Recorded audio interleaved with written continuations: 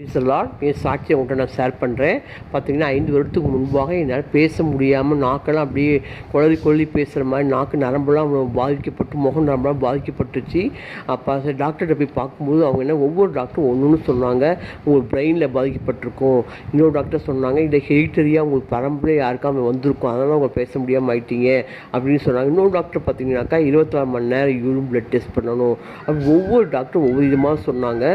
சொன்னதில் டேப்லெட் நிறைய எழுதி கொடுத்துருந்தாங்க. பார்த்தீங்கன்னா 1 மந்த் தான் மாத்திரை தான் சாப்பிட்டேன். என்னால் ரொம்ப பலவீனமாகிட்டேன்.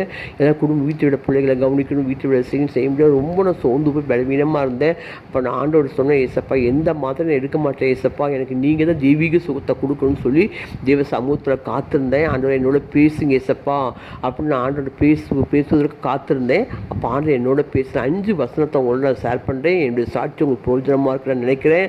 பார்த்தீங்கன்னாக்கா ரோமர் 8ஆம் அதிகாரம் 28ஆம் வசனத்தை ஆண்டவர் சொன்னார், அன்பு கூறவு சகலம் நன்மைக்கு ஏதுவாகவே நடக்குதுன்னு சொன்னார்.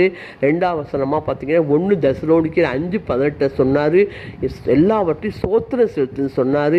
3ஆம் வசனமாக நாகும் 2:2 சொன்னார், யாக்கோபின் மகிமை திரும்பி வர பண்ணுவது போல இஸ்ரவேல் மகிமை திரும்பி வர பண்ணுவேன்னு சொன்னார்.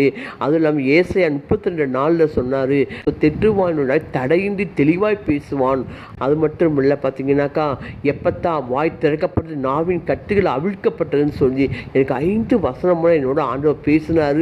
இந்த நாளை உன்னை தெளிவாக பேசணும். ஆண்டவர் என்ன பேசணும் அத்தனை வசனங்கள் படி என்னை தெளிவாக பேசவும் தடையின்றி பேசவும் நாவின் கட்டுகள் அவிழ்க்கப்பட்டு என்னை விடுதலையோடு உங்களோட சாட்சி சொல்கிறோன்னா இது ஆண்டவர் கொடுத்த தெய்வீக சுகம். எனக்கு கொடுத்த தெய்வீக சுகத்தை கத்த உங்களுக்கு தருவா. அந்த சூழ்நிலை நீங்கள் கடந்து வந்தீங்கன்னா என் சாட்சி உங்களுக்கு பிரயோஜனமாக இருக்குன்னு நினைக்கிறேன். Praise the Lord. God bless you.